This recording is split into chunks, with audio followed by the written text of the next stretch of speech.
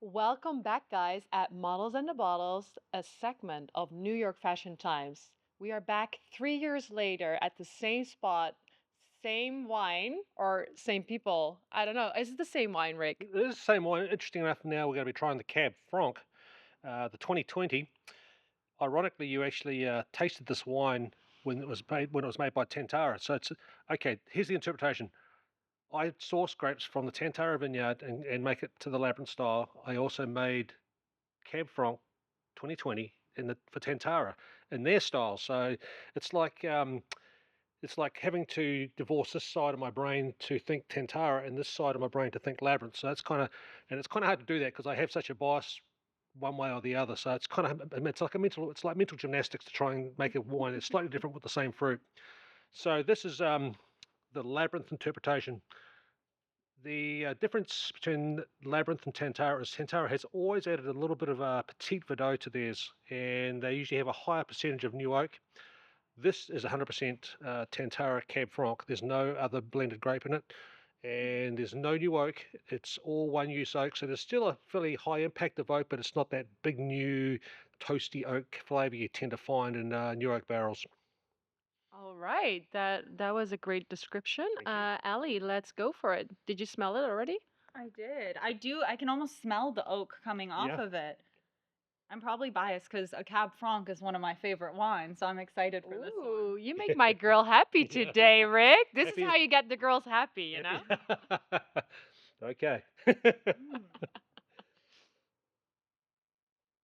Mm. Okay.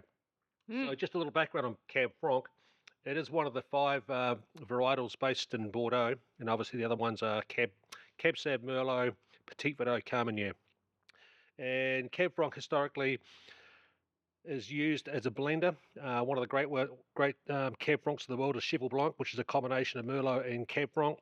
But generally, it's used as a blend with Cab Sav being dominant, and then maybe a 30% of Cab Franc with the balance of Petit Verdot as the third variety. Um, it's actually also native to the Loire Valley. They have a very unique, it's more of a herbaceous style. And of course, in the New World, America, Australia, um, South Africa, we tend to make it a little bolder, probably more in the focus of Cab Sav rather than more the sort of like Loire Valley style.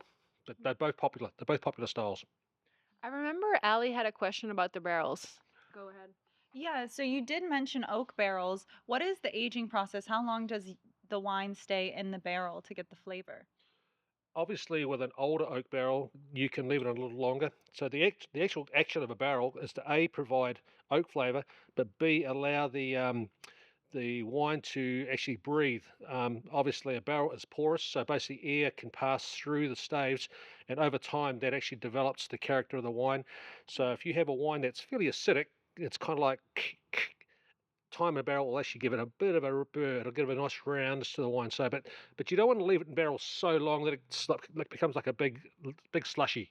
You want to have it. You want to have balance. So it's all about tasting regularly, and at that point of time where you see the roundness before it goes to almost a Bellagio state, that's when you're ready to bottle.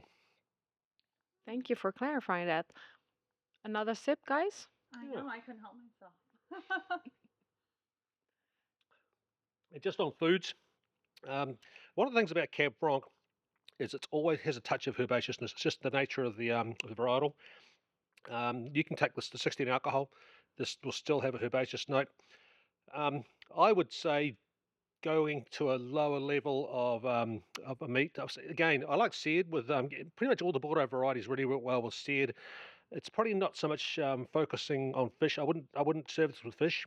Um, Sometimes with Bordeaux's, you tend to find there's a metallic taste. And that's personal. That's my just my personal opinion. Other people, other tasters may find that different. So I would really focus. I mean, I'm thinking bratwurst sausage. It doesn't have to be charred, like I referred to when we were talking about the pinoculars. I think you could probably work with maybe some grilled sausages, but not heavily grilled. Just meat with more purity rather than seasoning and savouriness. All right. Maybe we should include Peter in this. What do you think about this wine, Peter? I haven't tried it yet, actually, so I'm behind one wine on you guys. Oh, okay, okay. Let's slow it down then a little bit. Ali, on a scale from 1 to 10, what does the girl say? A half again, or? I think this one goes up to a 9 Ooh. just because I find it a little bit smoother and like rounder on the palate.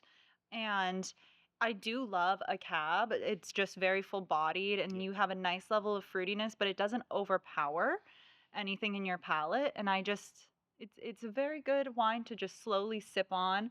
I would love this when I'm like cooking a nice dinner, like just having this to the side and then Yep. sitting down with a good meal. I can't complain. Girl's happy. Girls happy. What do you need more? Thank you, guys. We'll see you at our next episode.